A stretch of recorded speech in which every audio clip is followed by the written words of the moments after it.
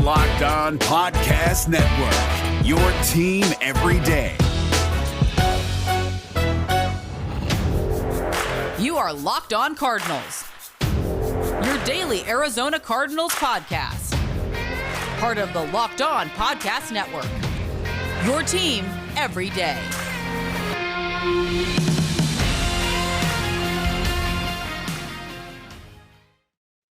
Welcome to Locked On Cardinals, part of the Locked On Podcast Network, your team every day. Alex, Clancy, Bo Brack.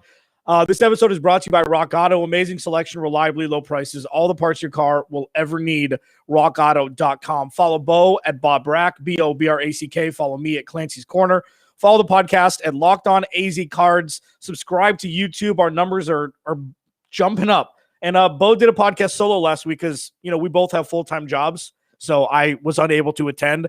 And I think it's a coincidence that that's the number one hit so far for most views.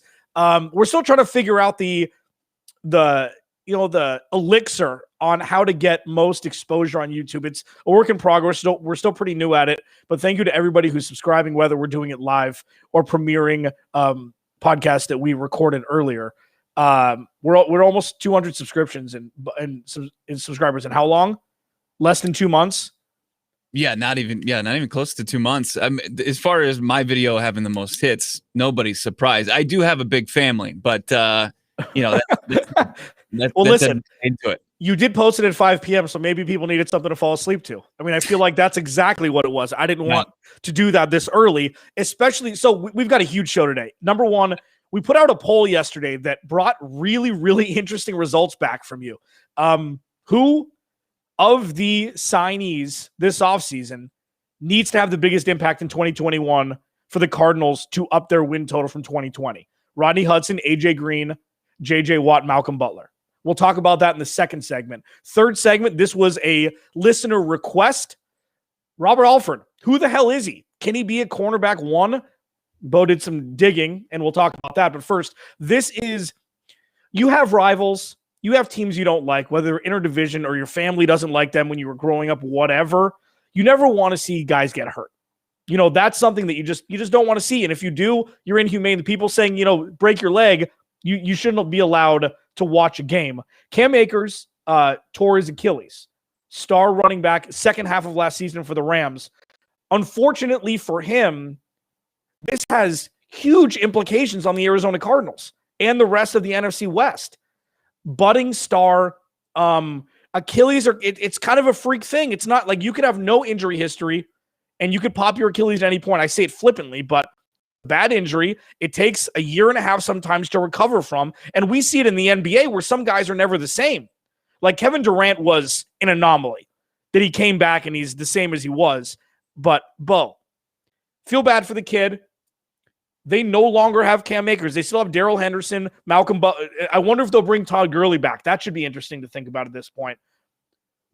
How does this shift the hierarchy of the NFC West, if at all? I think it certainly does. I mean, you've got a guy that you were prepared to just pretty much hand over RB1 status to in Cam Akers. And we saw, as you mentioned, at the end of last season, he was awesome for them. He was part of their kind of resurgence at the end of the season, why they had so much success as far as running the football, the play action, no matter who was behind under center, whether it was Jared Goff or John Walford, they could hang their hat on that run game. And now I'm just kind of looking at Sosa Kremenjas' timeline. He's the host of Locked On Rams, and he's starting to kick the tires on guys like Chris Thompson, who has experience playing with McVay in Washington, Adrian Peterson, Bo Scarborough. I know you're a fan of Scarborough, but there's a reason he's available. Duke Johnson. Right. And then Sosa basically just saying that Daryl Henderson vaults back to RB1 for the Rams. And that's a big downgrade. That is. And I think with the not being able to, Cam Akers was a guy, what was he, a second-round pick out of Florida State? Sounds right. That they were going to rely upon to get some big-time carries, a huge volume of carries, and take a big just chunk of pressure off the shoulders of the new quarterback in Matthew Stafford. I think it's a massive hit for them. As far as not only do they lose a guy who's dynamic as far as running the football, but also just the depth as far as what they like to do in running the football. It's a massive hit. We're not spiking the football at all here covering the Arizona Cardinals, as you mentioned. Right. But as far as when you're preparing to face the Rams, you don't have to prepare to face this big-time running back anymore that there was a ton of hype behind going to this season. Whether it's just playing the game or fantasy football, Cam Akers was a big name, and it's unfortunate for the young man. Yeah, for sure. Daryl Henderson kind of has a James Robinson feel to him out of Jacksonville, where it's like, I know James Robinson's younger, but it's like, where the hell did this kid come from? And what Daryl Henderson did before Cam Akers kind of supplanted him towards the end of the year, he was an RB1 fringe. Like, he was a fantasy darling. Sure, him and Malcolm Brown, like, if you put both of them together, they were a great running back. But you kind of picked where you are in the field, who's the hot hand, etc. It was definitely running back by committee, but you're right. I mean, you'd rather have Cam Akers than Daryl Henderson. Now, this is the worst possible thing offensively, in my opinion, that could happen with Matthew Stafford under center. What Matthew Stafford has never had in his career is a solid run game. Ever. Like, they punted. Their big get a couple of years ago was LeGarrette Blount. Bo Scarborough was there in Detroit with him. Bo Scarborough was a fantasy darling for about 4 weeks. If you watched him at Alabama, if Jalen Hurts could throw the ball then, Bo Scarborough probably would have been a first or second round pick. But because Jalen Hurts was the number one option on the ground pretty much in Alabama, Bo Scarborough kind of fell by the wayside, in my opinion at least. He's a huge dude.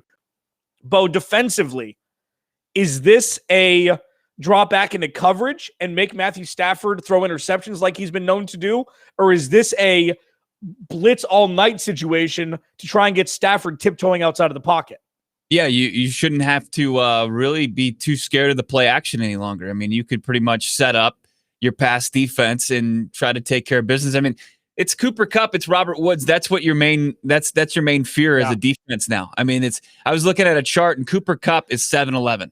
He's the most open wide receiver in the NFL, and it's not even close. And you know who's not a big slouch at that either? Robert Woods. As far as duos are concerned, those guys are fantastic. And I mean, I think even before the Akers injury, you knew that that's probably your number one priority in slowing down the Rams offense. But now you can focus on that. Hopefully you just have the horses that can do that for you for the Arizona Cardinals. But now you don't have to worry as much.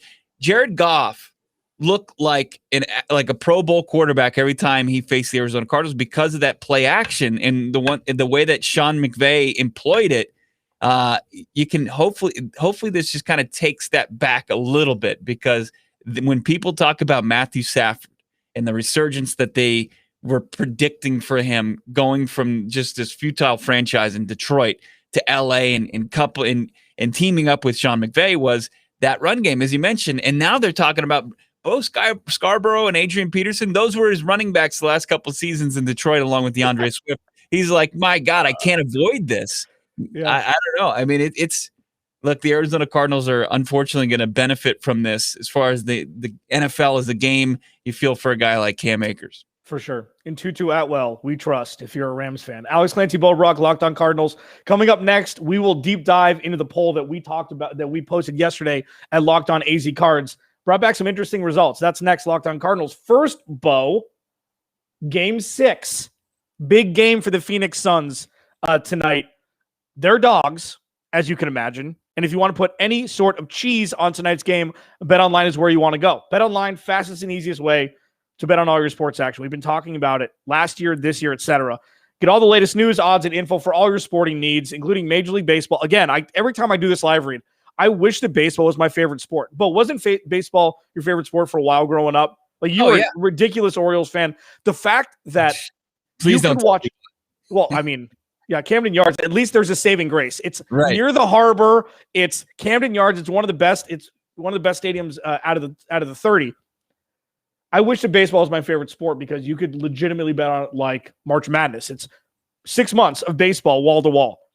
Don't sit on the sidelines anymore, as this is your chance to get in the game as teams prep for their runs to the playoffs. I know that the All-Star break just happened with Major League Baseball, but playoffs are going to be here before you know it. Go to the website or use a mobile device to sign up today and receive your 50% welcome bonus on your first deposit with promo code Locked On. Again, go to the website or use your mobile device to get a 50% welcome bonus on your first deposit with promo code Locked On. BetOnline, your online sportsbook experts. All right, second segment, Alex Clancy, Bo Brack. Follow him at Bob Brack. Follow me at Clancy's Corner. Follow the podcast at Locked On AZ Cards. Thank you to everybody who listens. I think everybody in Phoenix here is rooting for the Suns tonight. It's going to be a tall task. Scott Foster. Scott Foster's refereeing, but Bo, Scott Foster's number, referees have numbers, obviously. I didn't realize this. Scott Foster's number is 48, which is a total mind screw because Arizona is the 48th state of the union, and Chris Paul cannot win a game with Scott Foster refereeing.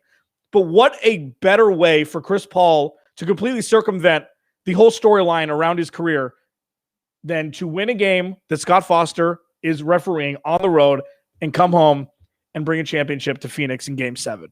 What's the stat? Is he 0-12 or is it 0-13? Yeah, I think it's 0-12. That's brutal. And is that just playoff games or that's just career? Playoff games, I believe. Oh, no, he's been refereed by much more than that. Okay. But playoff games, a chunk of them was in Houston. That was where this really kind of came to light. But see, Suns in 7. It's got to change. I mean, we just got to stick with the math here.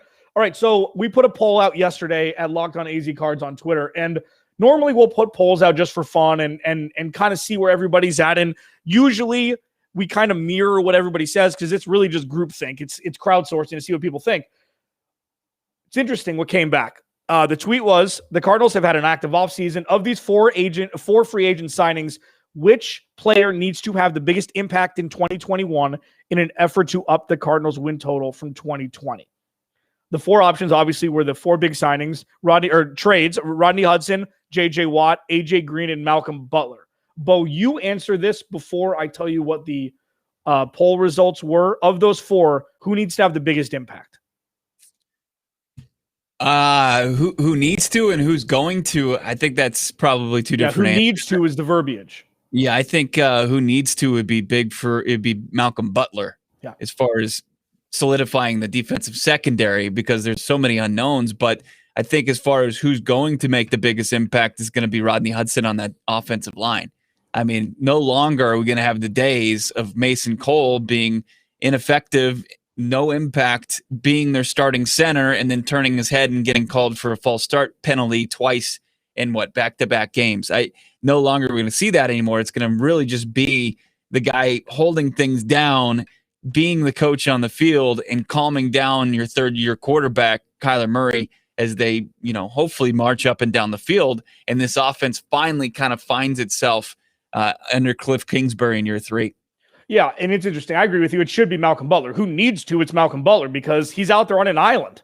Right. And we'll talk about Robert Alford in the third segment. People have this excitement of the unknown with Robert Alford. Watch some old tape, man. Don't let the pick six in the Super Bowl mar your judgment on what Robert Alford has done as a cornerback in the NFL during his tenure. I think it should have been a landslide for Malcolm Butler, who will. And the interesting part before I think of because who will is Rodney Hudson. I mean, in my opinion, because he's in the perfect spot to make the biggest impact. Who will make the biggest impact, especially in a war conversation, win above replacement. He's going to be he's a huge upgrade from Mason Cole. You could make an argument for all four of these guys, though. Who needs to? Rodney Hudson, obviously, because you're protecting Kyler Murray. J.J. Watt, because you need to mirror the pass rush output from last year if you're going to, cover up the shortcomings in the secondary in the cornerback room. A.J. Green, because you need to be able to throw the ball to somebody else other than DeAndre Hopkins, and the offense needs to be the strength of this team. So A.J. Green needs to have the biggest impact. And then Malcolm Butler, obviously, for the comments you just said, 50% said Rodney Hudson needs to have the biggest impact. I think, yeah. In the poll, I mean, again, if anybody won this, you could validate it. And the wide receiver room is probably the toughest because you already have DeAndre Hopkins and Kyler Murray can make mountains out of a molehill with lesser talent. We've seen it. But yeah, Rodney Hudson, he's the spine. He's the anchor of this offensive line now. And as the offensive line goes, Kyler Murray's going to go. And as Kyler Murray goes, the Cardinals go. Who voted for A.J. Green? I'm actually kind of curious. But I think you did? You think A.J. Green, when I mentioned, I saw this chart about Cooper Kupp and Robert Woods, and I mentioned it, and it's just it's wide receivers getting open. And you talk about being on an island. There's Cooper Kupp, who's at the top of this chart, and it's absurd how open he is on each and every down. At the very other end of that spectrum is A.J. Green. AJ Green Is that struggled. from last year? Yeah, Okay. 2020. He just struggled to get open. Hopefully that changes when he's in the new offense with Cliff Kingsbury and Kyler Murray throwing him the football and DeAndre Hopkins, obviously being the emphasis of defense's attention. But, man, I think hopefully to be at the very bottom, it's kind of sobering as far as what your expectations are for AJ Green. But then there's talent in that receiving room. Rodney Hudson, as I said, we could talk about it till we're blue in the face and be excited about it, and I don't think it's going to really, really tell how big of an impact he's actually going to make. I think he's going to just be fantastic for this offensive line, and you can talk about it as much as you possibly can and still be sleeping on it because it's huge. It's huge for the Arizona Cardinals. Yeah, No, I mean, and we'll see it not only with Kyler Murray, but how big of a gap that A gap's going to be in goal line packages. If James Conner can waltz in like they weren't able to do last year, where you have to kind of push the pile or jump over or bounce outside, which all has potential for yardage loss. If you can open up the middle of the field on a goal line package, that's really where the bread's buttered, obviously, and also protecting Kyler Murray. But with AJ Green, really quick before we move on, we got a couple minutes here. Yeah. I would be pressed to think that DeAndre Hopkins isn't at the top of that list either. Some receivers don't need space to be effective. Some guys rely on their speed. Usually that's smaller guys. Julio Jones doesn't need space. He's big. He's obviously on the faster side of the spectrum. DeAndre Hopkins is one of the slower wide receiver ones in the league. It doesn't matter. Get to your spot, turn around, catch the ball, you win. And AJ Green's kind of the same. He's obviously lost much of his burst, but you can't teach 6'4". You can't teach those hands, and you can't teach him being able to run every route in the route tree. And I do not think that Joe Burrow having a love affair with T. Higgins is an implication upon AJ Green. And then you have Ryan Finley at the tail end of the season when the season was lost. Sure, he was injured. Sure, he's been injured in recent history. But if you use him properly and he doesn't have any pressure on him really to succeed, it's a 1 year, man, that didn't work. Move on. I feel like, and sure, maybe there's some nostalgia here, but you're going to see a couple things. Would you rather have AJ Green or Larry Fitzgerald right now for on-field production?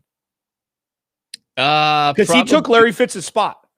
I would probably take Fitz just because he knows the offense. Okay, but just talent perspective, you know what I mean? It's probably a coin flip. It's probably a coin flip. Sure, he's younger, obviously 5 years younger. I get it. Yeah, but I mean, and I could be completely wrong, dude. Like, I'm going to draft him in every fantasy league in the 12th round. I am. Let me tell you this. I was looking at this, the first 3 games of the Arizona Cardinals season, like, if their offensive numbers, they better be bonkers. Because I was looking as far as the first team they play, the Tennessee Titans, and they revamped their secondary. The main cog in their secondary is now a member of the Arizona Cardinals.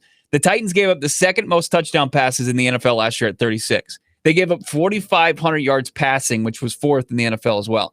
They play the Vikings. They gave up 30 touchdown passes, 4,200 yards in the air. And the Jaguars, 3rd week of the season, they gave up 34 touchdowns and over 4,000 yards as well.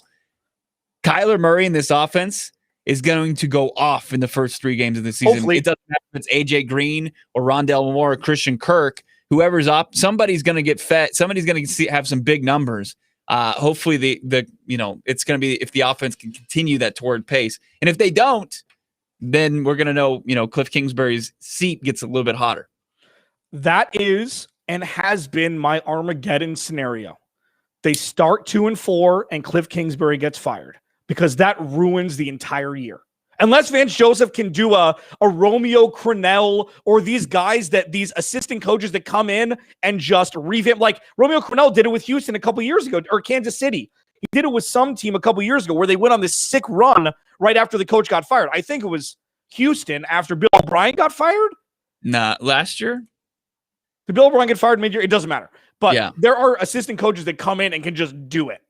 Probably I don't know. Yeah, but we're hoping that Cliff Kingsbury doesn't get fired week 5 or week 6 because that would be our absolute Armageddon. Alex Clancy, Bo Brack, Locked On Cardinals. Follow him at Bo Brack. Follow me at Clancy's Corner. Please go subscribe to YouTube. You can find us anywhere podcasts are found: Apple Podcasts, Google Play, Stitcher, Spotify, etc. Coming up next, Robert Alford, Under the Microscope. Bo's got some numbers that aren't going to make you too happy. That's coming up next. But first, Rock Auto, I talked about at the beginning of the show. RockAuto.com. He's my favorite child of sponsors that we talk about. Every parent's got a favorite child. And I believe Bo's parents' favorite child was Bo. I have to believe that. I have to believe that because I went to pick something up from his brother once and his brother didn't answer the door. So I drove 45 minutes each way to get 40. something. It completely blew me off. So Bo's got to be the favorite child. And that was totally my fault. I'm totally kidding. RockAuto.com is a family-owned business. They've been online for 20 years. You don't have to go to a chain storefront to find the parts you need for your car. Whatever it is. Tail lamps, carpet, paint, whatever. RockAuto.com's got you covered. The prices are reliably low. It doesn't matter if it's for your daily driver or for your weekend convertible. RockAuto.com's got you covered. The prices are the same for manufacturers and do-it-yourselfers, so you don't get upcharged. Go to RockAuto.com. It's the best. Go to RockAuto.com. Write Locked On in there. How did you hear about us box so they know we sent you? Amazing selection, reliably low prices. All the parts your car will ever need. RockAuto.com. All right. This is going to be an uncomfortable conversation. We've had a couple of these this offseason, but there's been so much excitement around signings, Patrick Peterson leaving, Larry Fitzgerald up in the air, etc., that we didn't really have to talk about this, but we're going to have to talk about it now. Bo, I will let you give the shout out to one of our listeners who wants to talk about this. Yeah. And give him the answer that we don't want to hear about Robert Alford. Yeah, we just don't know a whole lot about Robert Alford. He got released by the Atlanta Falcons back in at the end of the 2018 season. He comes over, and then he's promptly out each of the seasons following that, 2019 and 2020. The Arizona Cardinals released him this offseason and then re-signed him to a lot smaller deal. Our guy, RJ and Yuma on Twitter, he asked, let's break down Robert Alford. We don't know much about this cornerback, even though he's pretty much been given now 3 consecutive seasons that are that cornerback 2 spot. He's going to be playing opposite Malcolm Butler. And look, Robert Alford was released by the Atlanta Falcons, 1, because he was making too much money, and 2, his production was not there. It wasn't where it had to be. He was absolutely just he was a punching bag for opposing offenses. It was just target practice for opposing quarterbacks. Robert Alford, he played in 15 games in 2018. And at one point, he was giving up the most receiving yards in the NFL. Not like on his team or in the NFC South.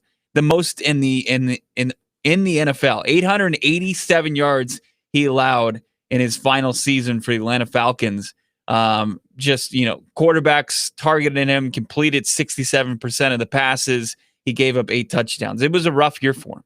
So to expect. Now, he's not coming off like a big knee injury or anything like that, but he did come off. He had the pec injury last year that ended his season. Robert Alford, to expect him to come in and be the player that's going to slow down opposing offenses' pass game is really, really unrealistic. If he can be a piece, if he can be like a rotational guy, if he can be out there in the nickel defense and try to slow things down, he might be okay. Robert Alford used to be really good. Like the duo of him and Desmond Trufant was a really good tandem in the NFL. And after really things fell off, like after the 28-3 just debacle against New England, nobody was really the same in Atlanta. And Robert Alford's part of that. Like he was really bad after that. Yeah. And it's interesting. There's a couple interesting things you say. Number one, about the contract, that happens to everybody. So let's push that aside. Okay. Too much money, not the output, but some GMs are a little lenient. Owners are like, you know what? He was good, but not worth the money. So we already paid him his guarantee. So let's let him walk. That's not necessarily an original story. This part about the excitement of the unknown for a guy that's underperformed, as you mentioned, for the last 18 months that he was on the field, season and a half, that's troubling, obviously. Tyler Lockett, Cooper Kupp, Brandon Ayuk. Twice a year. That's 6 games that the wide receiver 2 for interdivision foes will have to be defended by Robert Alford. Unless they want to move Byron Murphy outside, unless they make a signing before the season starts, unless Darqueze Dennard somehow drops into and plays cornerback 2. Okay? Tyler Lockett, Brandon Ayuk, and Robert Woods or Cooper Kupp. Not ideal. And that's the uncomfortable truth, that it doesn't matter what their out-of-division schedule is, even though it's a murderer's row. That's what they're going to have. Oh, Julio Jones, week 1. That's just off the top. That's 7 out of 17 games that the Cardinals will have an inferior matchup on the outside.